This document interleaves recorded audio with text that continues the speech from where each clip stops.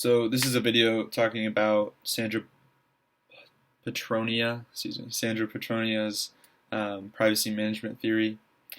So Sandra Petronia was a professor at Purdue University, and she's a theorist behind the communications privacy management theory. She believes that revealing private information can strengthen relationships with significant people in your life. Even though it always reduces privacy, this theory is how family members decide to talk about the private information.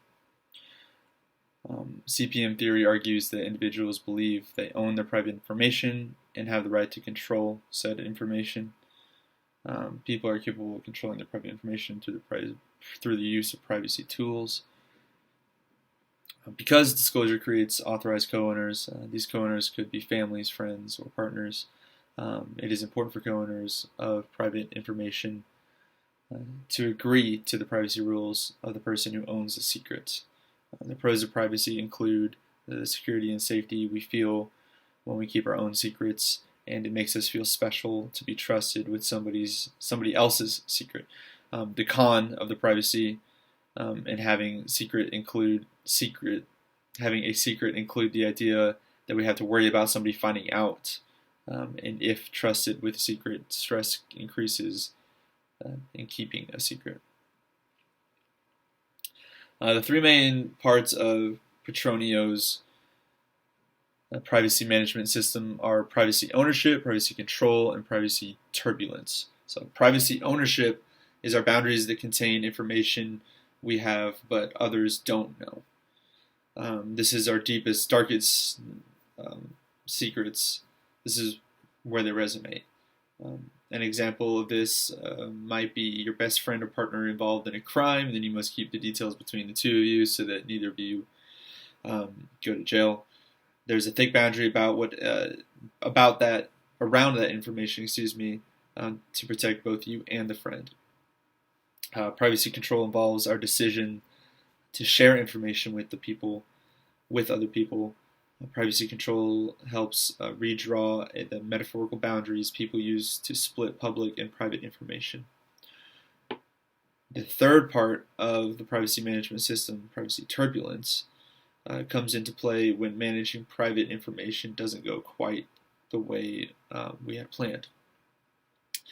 So like in the episode Friends titled The One Where Everybody Finds Out, Phoebe, Rachel, and Joey make it their mission to force Chandler into revealing his and Monica's relationship, which of course was a secret.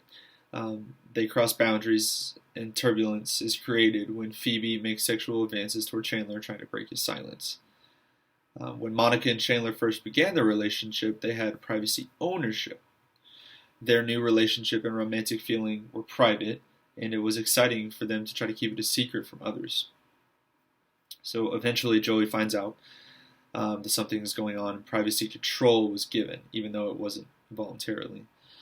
When Rachel and Phoebe figure out the secret, the three hatch a plan to force Chandler into spilling the beans by using Phoebe's sexuality to throw Chandler off balance. This plan creates privacy turbulence, which is included in Petronia's theory. This is a rule-based theory, as opposed to law-based theory, meaning that it assumes we can best understand people's chosen actions if we understand the rules they use to interpret and manage their lives. That makes sense. CPM allows for in-depth conclusion and understanding to be reached about personal belief by people about their privacy rights. The 5 factors that play into the way we develop our own privacy rules are culture, gender, motivation, context, and risk-belief ratios.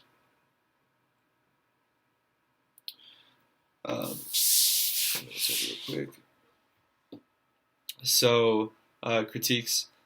Theorists argue that the division between the ideas of privacy and disclosure does not quite create dynamic relationship deep-rooted in dialogue theory. Petronia argues that this is because the early format of the theory used ideas about balance and framework, and that it is no longer the goal of the theory, which invalidates the concern for coexistence between the ideas of privacy and disclosure. The critiques that surround communication privacy management theory are based off of how Petronia calls the theory dialect. Excuse me, the theory dialect.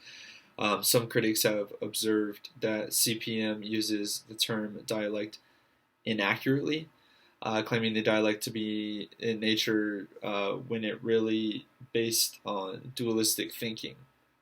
Further, critiques noted that the communication privacy management theory is dualistic because privacy and disclosure are independent of one another.